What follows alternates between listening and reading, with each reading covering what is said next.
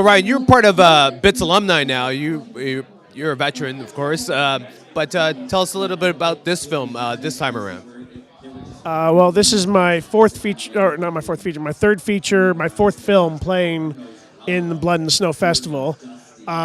This time around, we decided to go a little more cerebral, a little more psychological thriller along the horror spectrum. So this film is called Art of Obsession, plays Sunday at 4:30.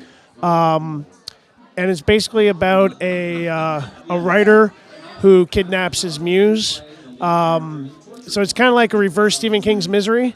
Instead of a fan who kidnaps a writer, this writer kidnaps his muse. And Rye Barrett, who's been in Blood and Snow Festival dozens of times, literally, he plays the writer. Yeah, he was also in The Demolisher. Most recently from Black Fawn, he was in The Heretics.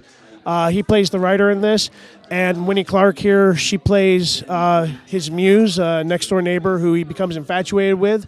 And his infatuation turns into a very dangerous obsession.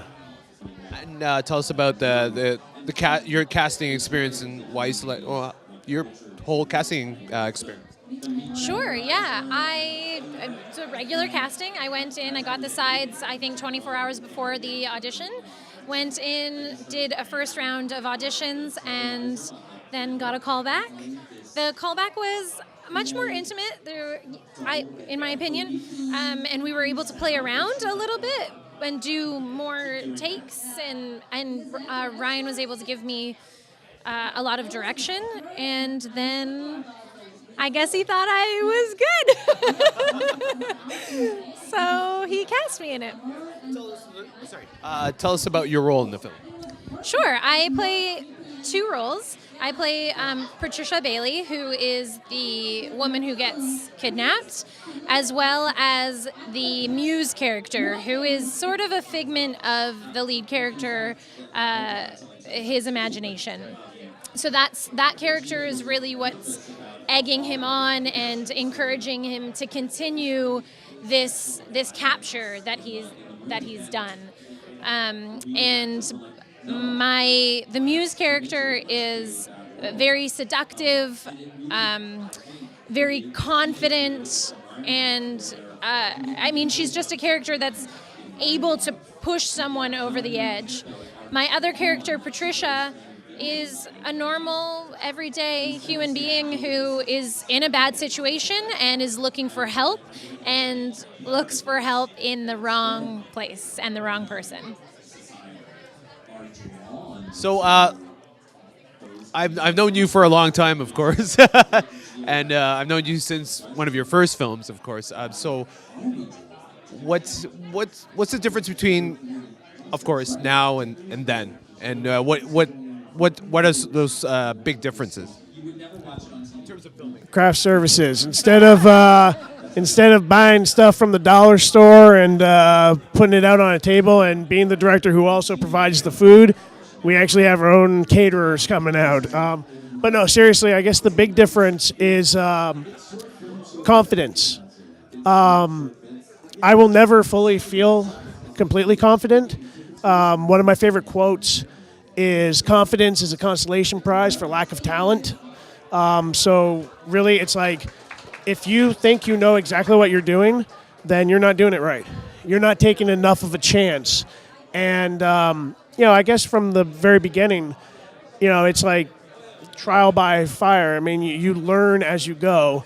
And, you're just trying to get out there and do what you can and get people to pay attention to you. And, it's still that way now, and I think it's always going to be that way because you keep pushing yourself to do more and be more. But I think while I still am never going to be fully confident in everything I do feel good about knowing that I'm making the right choices and I have the people behind me doing it. I mean, like my cinematographer, Michael Yuri Davidson, this is our third feature together.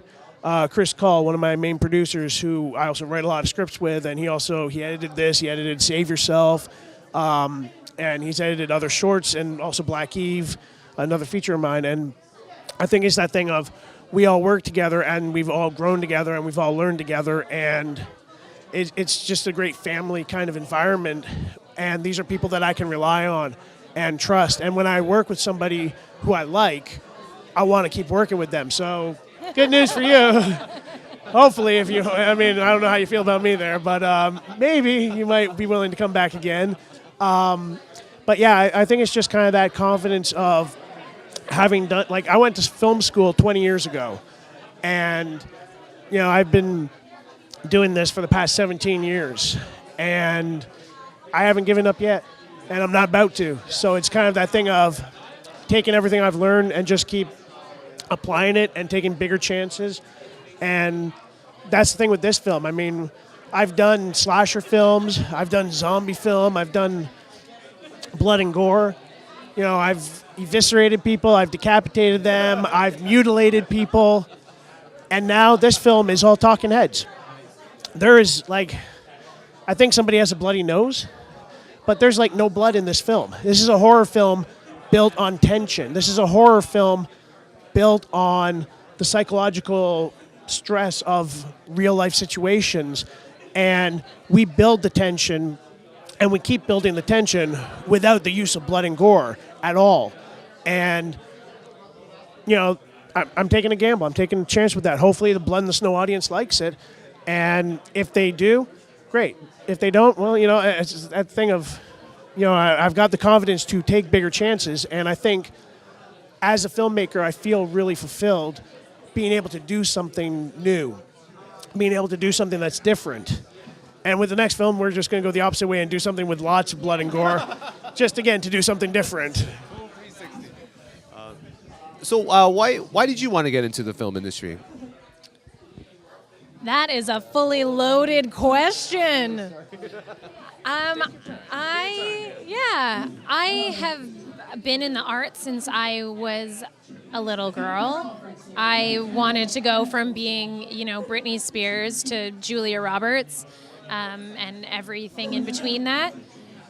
I'm a very emotional person, and I think that when I watch film that makes me feel whatever, fear, sadness, happiness, it's a little mental getaway for me, and I want to be able to provide that same sort of feeling to other people.